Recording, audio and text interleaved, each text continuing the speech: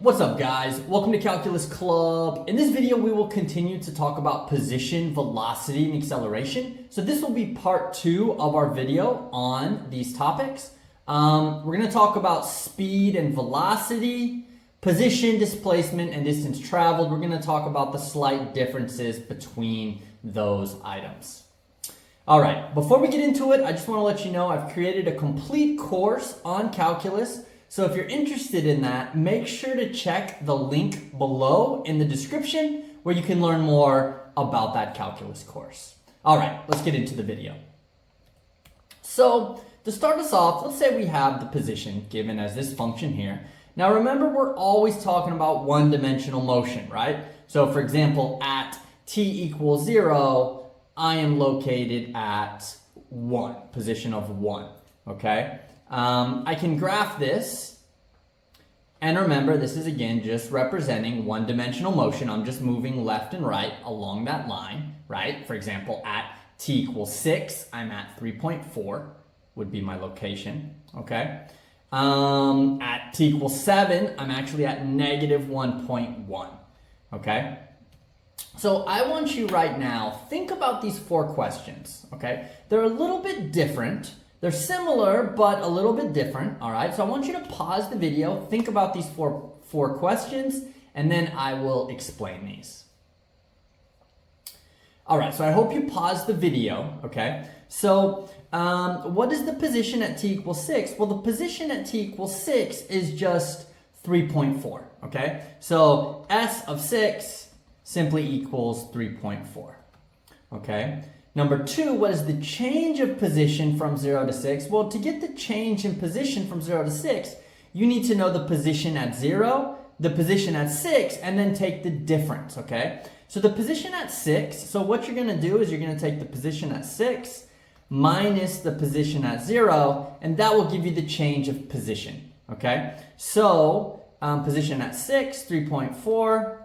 Position at 0 is 1, so that change in position is 2.4, okay? And we can put like meters here, meters as there as well.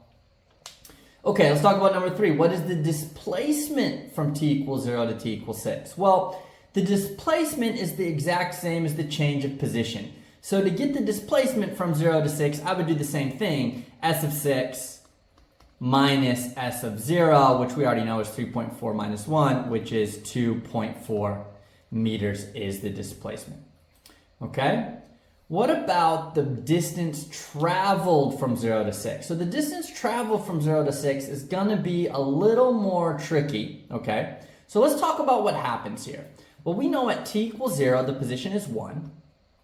Okay? At t equals 6, the position is 3.4, but in between 0 and 6, this function actually goes all the way to 5.9, okay? So the farthest it goes is to 5.9, okay? Then it begins to move to the left. And we know this because the derivative of this represents the velocity, and if the derivative is positive, it's moving to the left. If the derivative is negative, if derivative is positive, it's moving to the right. If derivative is negative, it's moving to the left. And here, the derivative is 0, okay? So it's not moving. That's the point where it turns around, okay? Changes directions. So what happens is it starts at 1, then it goes all the way over to 5.9, right? So it goes from 1 to 5.9,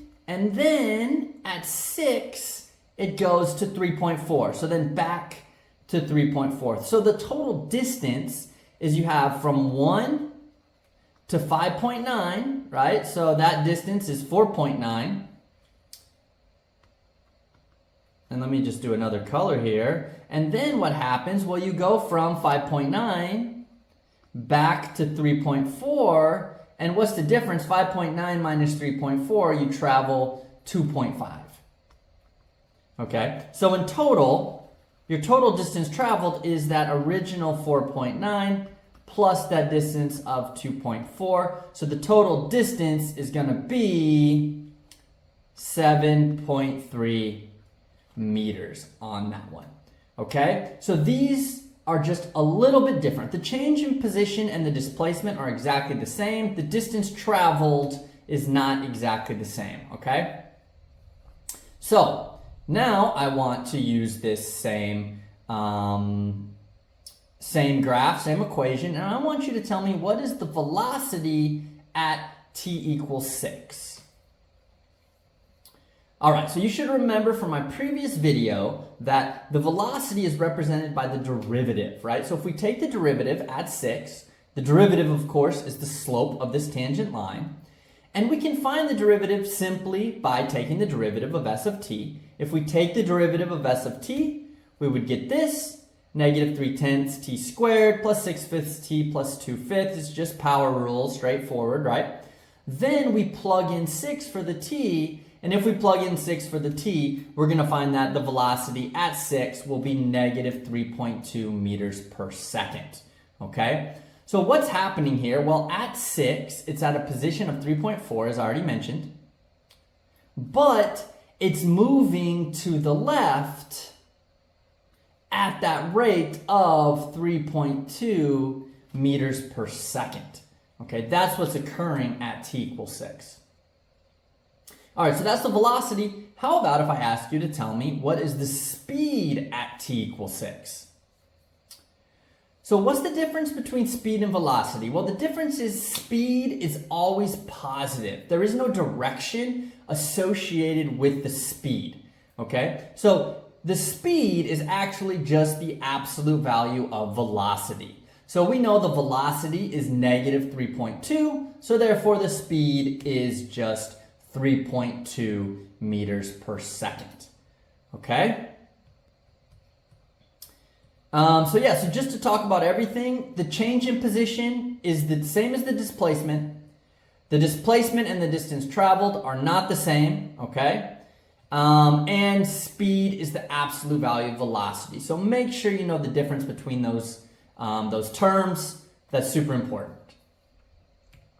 Okay, now what I want to do is I want to talk a little bit about the concept of scalar and vector, okay? So this is a good opportunity to develop your knowledge of this.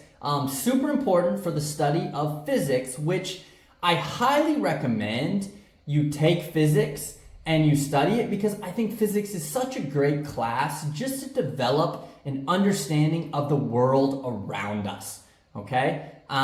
If you're getting this far in calculus and it's making sense, then you can also do the physics, especially the physics mechanics, okay? Calculus-based physics mechanics is a really fun, interesting subject that teaches you so much about the world around you, okay? So let's talk about the difference between scalar and vector, all right? So a scalar is a physical quantity that can be described by just a unit of magnitude, by just one number. If it answers the question how much, then that's good, okay? So scalar, like we just did, speed is an example of scalar, okay? There is no direction. So a vector, by the way, so let me show you the definition of a vector. A vector is what we just said. It has magnitude. You answer the question how much, but you also ask the additional question in what direction, okay? So for all of these things, direction is not important. If you weigh 70 kilograms, well, the direction isn't even relevant there. If the temperature is 20 degrees Celsius, well, the direction is not relevant there, okay? The distance as well, distance is just from point A to point B. Doesn't matter if you go B to A or A to B, that distance is the same. The direction is not relevant. While velocity, for example, direction is relevant. Are you moving to the right? Is velocity positive? Are you moving to the left? Is velocity negative, okay? Force also, the direction of the force is very important, okay?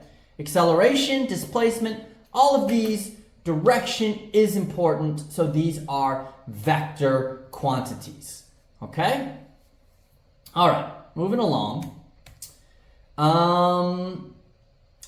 If we have velocity or acceleration, and you're moving to the left or down, we say this velocity or acceleration is negative, okay? So if you are moving to the right or up, we say velocity or acceleration is positive. Remember, we're talking about one-dimensional motion, okay?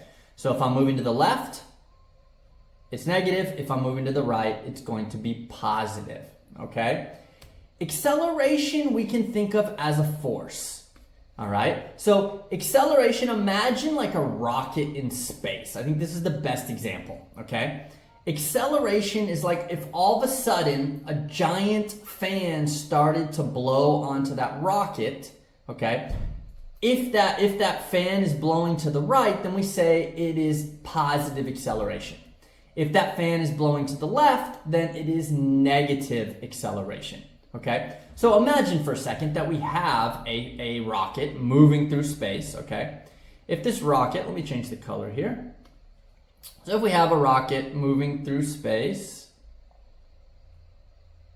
okay, and if this rocket is moving to the left, so if it's moving to the left, the velocity is negative, okay, and all of a sudden the positive acceleration acted on it, what would happen to the speed of that rocket?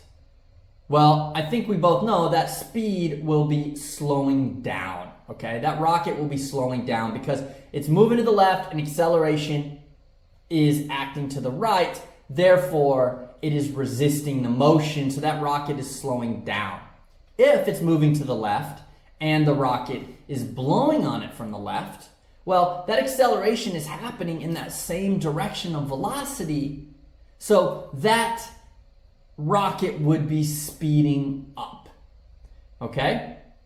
So in general, we can say that if velocity and acceleration are acting in the same direction, then a rocket will be speeding up. If velocity and acceleration are acting in opposite directions, then speed will be going down. The object will be slowing down, okay? So, so this is just what I say here, okay? And I think that's pretty straightforward for you. I think everyone will probably understand that idea. Just keep in mind, acceleration is like a force acting on that rocket. All right, so let's take a look at the same function that we've already been working with, and let's think about whether or not the particle is speeding up or slowing down at t equals 3 and t equals 6, okay?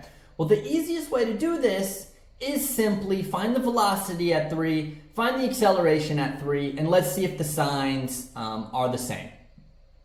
So to find the velocity, we take the first derivative, okay? That will give us that. To find the acceleration, well, we can take the derivative again, all right? So the second derivative will give us the acceleration, all right?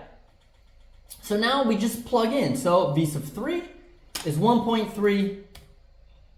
Acceleration at 3 is negative 0.6. So what does that mean? Okay, so at t equals 3, I'm located at 4.9.